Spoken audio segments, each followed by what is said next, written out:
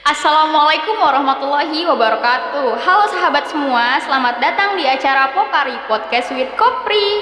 Selamat malam semuanya, ada Intan nih yang bakal nemenin aktivitas kalian semua selama 15 menit ke depan. Tetap stay tune di Pokari Podcast with Kopri. Halo sahabat-sahabat semua, nah malam minggu di episode yang keempat berarti ya, aku ditemenin sama senior hebat banget. Wah. Ketua Kopri pertama di Kopri Anahlo, tepuk tangan ya. Oke, nah pokoknya ini keren banget pokoknya. Pasti kalian semuanya tahu deh. Oke, langsung aja. Sok perkenalkan dulu. Kenalan dulu nih. Sama ininya gelar ya sekarang gelar ya. Aduh. Bisa pamer. Ya, oke, teman-teman, sahabat-sahabat semua, perkenalkan nama saya Fajri Astuti. Saya berasal dari Kuningan. Kebetulan di YIN Syekh Nurjati Cirebon, sempat di jurusan bimbingan konseling Islam. Sempat. Oke, siap. Jadi gimana nih Kak kabarnya dan apa sekarang sibuknya? Alhamdulillah baik. Sekarang mungkin lagi sibuk di desa inklusi ya, cuma di desa inklusi aja. Setelah selesai dari Perkuliahan. gitu. Setelah kan abis wisuda, udah wisuda belum sih Kak? Udah kan ya wisudanya online ya? Tapi Wisuda gak online apa-apa. yang kemarin sempat heboh itu. Iya. Pokoknya setelah wisuda kan pasti ada pertanyaan-pertanyaan yang banyak banget. Iya. Kenapa masih di Cirebon? Salah satunya pasti kan. banget. Kenapa masih di Cirebon dan kenapa masih bisa buat aktif di organisasi terutama di PMI ini? Berbicara tentang setelah kuliah tentunya amazing ya, pasti lebih beh lagi dengan apa yang mungkin sebelumnya kita sudah hadapi, yang memang sudah beh jadi tambah beh lagi. Dan memang tantangan juga ketika kita sudah lulus, pasti pertanyaannya juga lebih lagi. Kapan kerja, kapan nikah, kapan punya ini, dan lain sebagainya kayak gitu. Itu sih mungkin itu, cuma bagiku ini hidupku dan ya ini yang perlu aku jalanin kayak gitu. So ketika aku nyaman, yang penting aku bisa manajemen semua itu dengan baik kayak gitu. Berarti Jadi, kan itu pilihan aku tetap oke. di Cirebon. Berarti kakak udah kayak tetap ngeluarin uang buat kos, buat pasti. iya kan. Nah pasti kan ada nyisihin buat keluarga juga. Pasti kan kita walaupun gak dituntut, kita tetap pengen ngasih kan setelah wisuda, apalagi udah kerja pasti ada beban pikiran sendiri gitu. Oke. Sama tetap aktif di di kerjaan, ada kayak freelance atau gimana sih Kak kerjanya tuh? Aku sekarang tuh di ini sih, aku pegang program tentang desa inklusi. Jadi ya bisa dibilang freelance karena nggak jauh sama organisasi-organisasi sih. Nah. Kita menyusun perencanaan kegiatan selama Oke. 1 tahun, kita mau kegiatannya apa. Terus juga kebetulan saya juga les privat dan lain sebagainya ya, tentunya itu wah. perlu Banyak sekali lah intinya. Nah itu kan ngomong-ngomong berarti masuklah ke memanage waktu, uang dan pikiran juga kayaknya masuk gak ya kalau Pasti. buat kita iya. Nah menurut kakak memanage atau manajemen itu apa sih? Berbicara tentang manajemen ya, hidup itu emang nggak pernah jauh dari manajemen. Sebenarnya kalau saya mengartikan manajemen itu lebih ke teknik ya. Oke. Teknik atau sebuah seni kita, seorang individu untuk mengorganisir, untuk merencanakan sesuatu ketika kita akan mencapai tujuan yang kita maksud, entah itu manajemen waktu, manajemen emosi Iya, tadi, benar. terus misalkan lagi manajemen keuangan, semua itu perlu manajemen menurutku. Tentunya bagi kita semua, mulai dari yang mungkin masih kuliah ataupun sudah selesai kuliah, itu tentu pasti butuh yang namanya manajemen.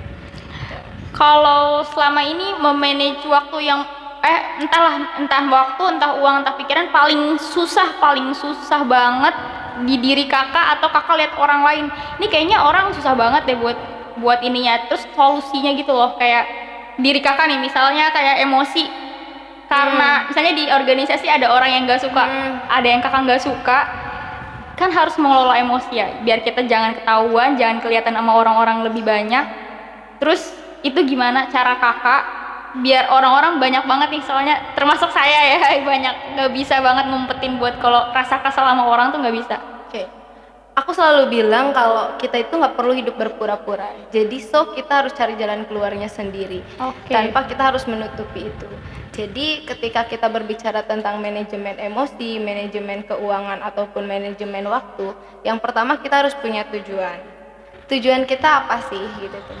So ketika kita merasa kita emosi atau mungkin kita punya tujuan nih kuliah pengen mencapai apa atau berorganisasi ingin apa, pasti kan ada magernya, ada malesnya dan lain sebagainya kayak gitu-gitu kan. Wah itu pasti semua orang ngadepin itu kan. Dan otomatis yang pertama yang bagiku yang sering aku terapkan ya, yang pertama aku selalu menentukan tujuan aku itu apa dalam manajemen diri aku ya. Contohnya tujuan apa tuh aku Kak? apa? Ketika dulu aku masuk kuliah, tujuan aku kuliah tanpa membebankan keuangan ke orang tua, tanpa aku harus kehilangan organisasi atau mungkin aktif di luar, dan tanpa harus aku kehilangan akademikku. Oke. So ya alhamdulillah ya maksudnya bukan aku berbicara apa ya, alhamdulillah karena tujuan yang memang sudah dari awal sudah aku pastikan dan aku berusaha untuk merencanakan, memanajemen sedemikian rupa, tetap gitulah ya maksudnya, dan continue melakukan itu. Alhamdulillah aku organisasi jalan, lulus ya bisa dibilang tepat waktu lah ya gitu kan. Dan dari segi keuangan juga alhamdulillah, mulai dari mungkin biaya kuliah dari beasiswa, terus mulai freelance di beberapa NGO, terus ngajar les privat dan lain sebagainya. Alhamdulillah itu semua terlewati, dan semua itu terlewati bukan tanpa rintangan gitu kan. Itu perlu manajemen yang juga gitu. Lebih ekstrim lagi mungkin ya medannya. Nah, mungkin dari sahabat-sahabat yang lain yang lagi ngedenger ini pengen tahu nih pengalaman kakak yang paling selama kuliah itu apa, di bagian apa, dan kayak masa down dan naiknya ya, biar orang-orang taunya jangan downnya aja nih, sama yang bahagia bangetnya.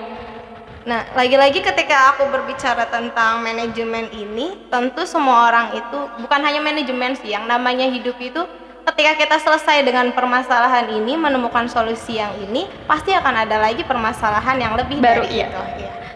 Mungkin kalau kita cerita dari mulai perkuliahanku dulu, aku sempat ditolak atau mungkin tidak diizinkan untuk kuliah karena ya biasalah, mungkin banyak teman-teman di sini sahabat-sahabat yang beralaskan materi atau ekonomi lah kayak gitu. Iya, benar. Kita nggak mau kuliah karena kita nggak, ekonominya nggak memadai atau nggak cukup, orang tua saya gini dan lain sebagainya. Di situ saya berpikir, orang tua saya bilang, kita bukannya melarang untuk anak berpendidikan, tapi kondisi orang tua seperti ini. Mungkin ya kamu juga tahu kondisinya seperti apa. Nah di situ, tapi mereka bukan berarti melarang kita untuk benar-benar berpendidikan gitu tuh. Iya. Hanya menceritakan apa kondisinya. Akhirnya di situ saya terpacu. Oke, saya harus kuliah tanpa mengeluarkan uang kuliah dari orang tua lah, seperti itu. Alhamdulillah ketemu dengan yang namanya beasiswa bidik misi di situ. Iya.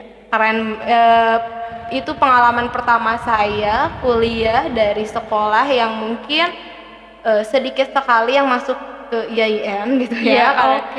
Hanya sendirian ke sini. Memang selama saya kuliah saya menemukan 3 orang yang memang dari sekolah saya itu. Saking jarangnya.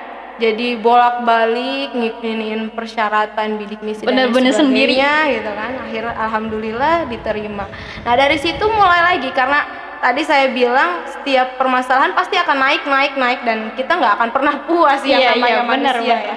Nah setelah itu mulai berpikir, oke, kuliah aman, 6 juta 1 semester, 2.400.000 untuk bayar UKT, sisanya untuk living cost itu 3.600.000. 3.600.000 dibagi 6 bulan itu 600.000. Hidup 600.000 di Cirebon dalam sebulan ya bisa dibayangkan kan lah gitu kan. Gitu. Kalian udah ngalamin lah intinya ya. Nah kayak gitu. Akhirnya situ saya berpikir saya butuh eh, pemasukan atau penghasilan yang memang keuangannya itu bisa membayar kosan saya. Iya. Gitu.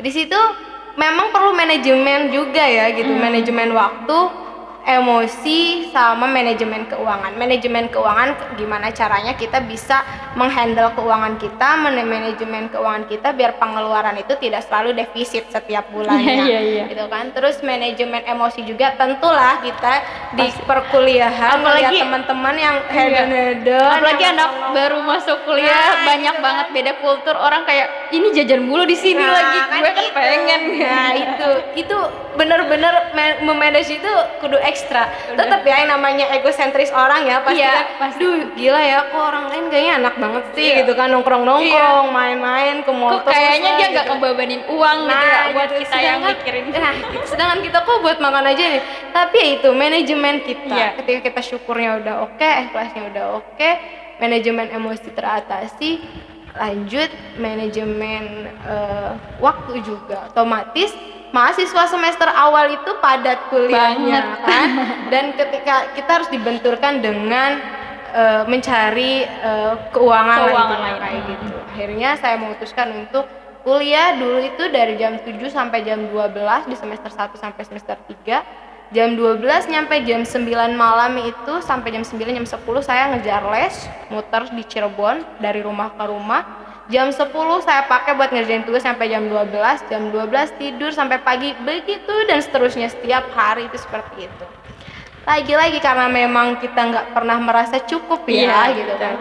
Setelah kosan alhamdulillah gratis, dan memang menurutku semuanya ada jalannya gitu. Iya pasti. Selagi tujuan kita benar dan kita emang tetap dengan tujuan kita, pastikan tujuan kita, alhamdulillah. Terus bisa ya setidaknya buat makan di Cirebon tertutupi, terus UKT udah tertutupi gitu kan ya. Dan kosannya saya tertemu orang baik gitu loh. Tiba-tiba ibu kosnya udah tempatin aja di sini, kamu nggak usah bayar, coba. Tuhan tuh ngasih selalu sesuatu mendengar. gitu tuh, ngasih sesuatu yang memang nggak ini, yang memang di luar dari pemikiran kita. Keren Mbak, ketika memang kita balik lagi ke berbicara manajemen, yaitu banyak rintangan, nggak semudah kita ngomongin oh kita harus pintar manajemen waktu, manajemen emosi, manajemen keuangan dan lain sebagainya. Kadang ada orang yang bilang lu tuh nggak pintar nabung karena lu nggak pintar buat manage uang gitu, tapi halnya beda ya, sebenarnya beda banget. Iya itu. Dilanjut lagi ketika semester akhir udah mulai dibenturkan gitu kan. Iya. Tapi di semester akhir pun otomatis di organisasi juga lagi posisinya jadi ketua ya waktu itu ya. Kayak gitu kan. Ya itu rintangan juga gitu ya, gimana caranya kita bisa tepat waktu, terus di organisasi oke, terus di segi finansial juga oke tentunya kayak gitu. Ya tapi karena memang menurutku itu kunci juga sih. Jadi kita cari sesuatu yang memang masuk kemana-mana. Kalau aku kalau diriku sendiri melihat di bidang sosial, organisasi nggak jauh dari bidang sosial. Iya, betul. Jurusanku kebetulan bimbingan konseling tidak lepas dari sosial. Dan pekerjaanku pun tidak lepas dengan sosial gitu kan. Jadi semua sinkron sebenarnya. Akhirnya di situ kenyamanan pun akan hadir gitu. Iya, benar-benar. Meskipun melalui beberapa manajemen emosi, ya tentulah emosi kita naik turun gitu kan. Naik turun di mana jatuhnya, di mana naiknya, seperti itu. Dan setelah lulus pun ya begitu. Ketika harus mengerjakan skripsi di rumah sakit, kebetulan di akhir pengerjaan skripsi, orang tua saya masuk rumah sakit, terus saya harus tetap mengerjakan skripsi. Di situ 2 minggu saya menggarap skripsi di rumah sakit. Itu tentu perlu manajemen juga yang kayaknya lebih ekstra lagi ya, gitu. apalagi karena suster yang suka tiba-tiba manggil. Cuma ya itu cuma cerita lah ya, maksudnya ya terserah sahabat-sahabat di sini mau menanggapi itu ternyata berat atau gimana gitu kan. Tapi yang saya rasakan gitu, ketika memang manajemen kitanya sudah baik, manajemen kitanya sudah mulai teratur, ya tentunya enak gitu. Iya, benar-benar. Tentunya enak dan ya akhirnya kita akan merasa biasa saja dan ini dijalani dengan baik-baik saja, tidak ada yang terjadi. Dan akhirnya benefitnya juga sekarang ya, jadi lebih menghargai waktu, lebih menghargai uang, lebih menghargai uang. Aku penasaran nih, pas lagi zamannya KKN kan itu berarti nggak les ya, nggak ngajar les, itu gimana tuh? Aku nggak les, dan tapi di situ aku masih ikut kegiatan, pegang satu kegiatan yang yang program desa inklusi itu. Jadi itu kan program selama 1 tahun. Kebetulan saya udah megang 2 tahun. Yang pertama di admin, yang kedua di koordinator. Nah, yang di 2 bidang ini memang punya tugas yang berbeda gitu kan ya. Cuma memang ketika kita berbicara tentang pekerjaan sosial ya, tentunya waktu juga sesuai kita. Iya, gitu kan. benar. Yang penting output yang kita tuju itu sesuai dengan apa yang kita buat kayak gitu, dan melakukannya sesuai dengan output gitu. Jadi waktu bisa kita, ya lagi-lagi manajemen waktu. Iya, benar-benar. Intinya kita harus percaya diri dulu, sama bisa manage waktu, dan intinya niat, karena Tuhan tuh nggak bakal diem aja, nggak bakal kayak ngedemin udahlah biarin dia ini gitu. Hal sederhananya mungkin kalau kita berbicara tentang manajemen ya, ketika kita misalkan pengen merubah waktu, disiplin waktu misalkan, kita datang tepat waktu, dan ketika kita memang belum benar-benar niat dan belum benar-benar menguatkan tujuan kita, so itu nggak akan pernah terjadi. Iya, benar. Itu hanya sebatas angan, dan kita berbicara kita udah memanajemen waktu, padahal hanya sebatas wacana itu sekarang bilangnya wacana. Oke, terima kasih ya Kak Fajri udah nyempetin waktunya buat ngebahas tentang manajemen. Pokoknya seru banget, dan ini bisa jadi tips-tips buat kalian para calon mahasiswa karena mereka ibaratnya kayak belum kuliah nggak sih Kak? Karena kan belum memasuki masa-masa sulit mencari keuangan, harus dari mana lagi nih biar gak minta orang tua. Makanya ketika misalkan kalian masih kayak gitu, manfaatkan sebaik-baik mungkin kalian ya. Jangan pengen cepet-cepet masuk dah. Mungkin terakhir dari aku, pesan dari aku, ketika kita berbicara tentang manajemen waktu, bahwa kita harus ingat, siapapun gak akan pernah bisa mengelola waktu, tapi kita itu hanya bisa mengelola kegiatan untuk mengisi waktu kita. Jadi buang waktu atau manfaatkan waktu, semua itu tentang bagaimana dirimu. Nah, bisa kalian ambil kesimpulannya masing-masing, dan tadi ada pesan juga dari Kak Fajri, intinya kalian tuh semuanya itu ada di diri masing-masing. Kalian mau gimana itu terserah masing-masing. Percuma kalian denger beberapa motivator atau dengerin materi terus tapi kalian yang nggak kiang-kiang, nggak mau berjalan, nggak mau berprogres, ya tetap aja sama aja. Oke, sekian dari saya dan Kak Fajri. Kurang dan kurangnya mohon dimaafkan. Terima kasih sudah stay di Pokari Podcast with Kopri. Sampai jumpa dan salam pergerakan.